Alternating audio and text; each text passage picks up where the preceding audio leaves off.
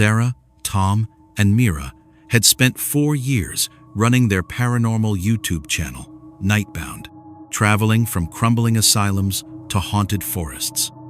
But nothing excited or scared them more than their newest idea, an overnight investigation in the heart of the Bermuda Triangle. They planned for months, studying disappearances, shipwreck stories, and distress recordings, before finally renting a small boat and setting sail. By the third night, the sea was too calm, there was no wind in the air, and the water reflected the dark sky like polished stone. Sarah sat near the front of the boat, watching footage from earlier, while Mira checked their equipment and Tom joked about capturing a full-bodied ghost on deck.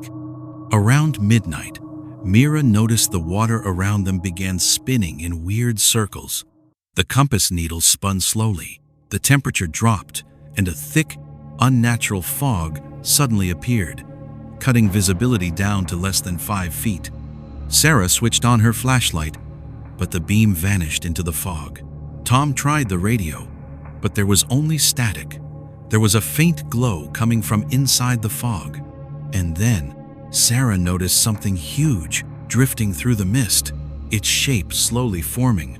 It was an ocean liner, much larger than anything that should have been on the water in the triangle. It looked like a 1920s luxury ship.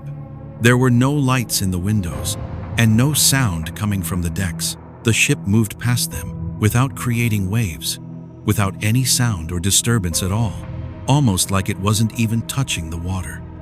Sarah whispered, "Is this real?" But her voice could barely be heard, as if the fog swallowed sound. The name of the ship was barely readable, The Eternal Star. Tom grabbed his camera and said he was going on board. Sarah grabbed his arm, begging him not to go, but Tom wouldn't listen.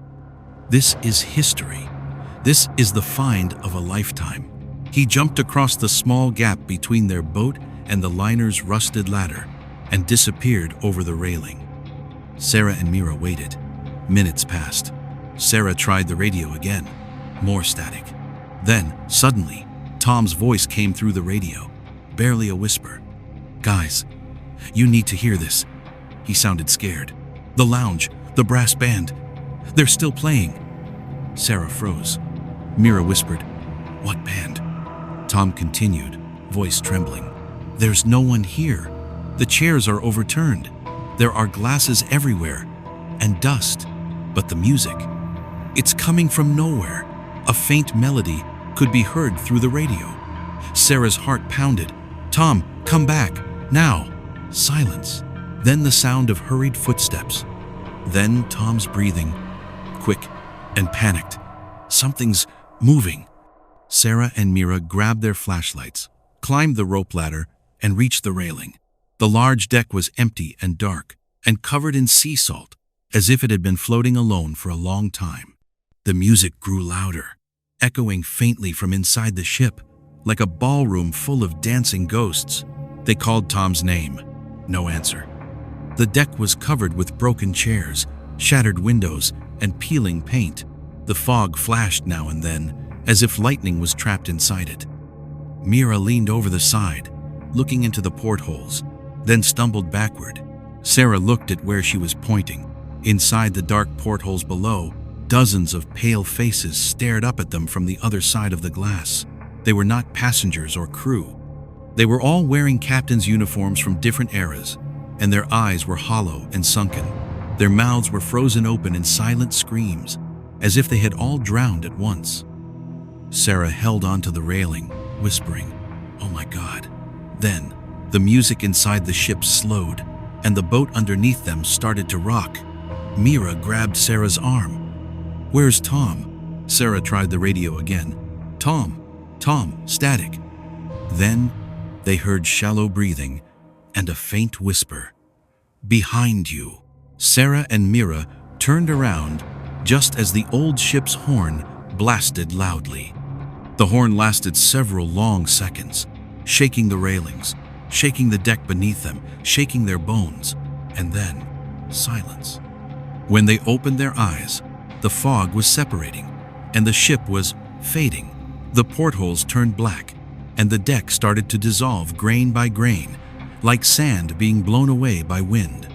Sarah screamed Tom's name as she ran across the deck, but her hand passed through the railing, her fingers slipping through it like it was made of smoke. The ship was vanishing into thin air.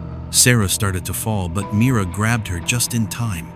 They jumped back onto their own boat just as the enormous ocean liner vanished completely, leaving behind only the sound of gently moving water and the fading echo of jazz music. Sarah got up, shining her flashlight across the water. There was nothing, no ship, no Tom. Mira was crying, holding Sarah's hand. The fog disappeared. The ocean was normal again. The radio stopped buzzing, but Tom was gone. His last whispered words could still be heard softly from the radio, still playing. As the sun rose, Sarah and Mira realized that the Bermuda Triangle hadn't simply taken Tom. It wanted him, and the ghost ship, with its silent captains and eternal music, had claimed another soul for its endless journey.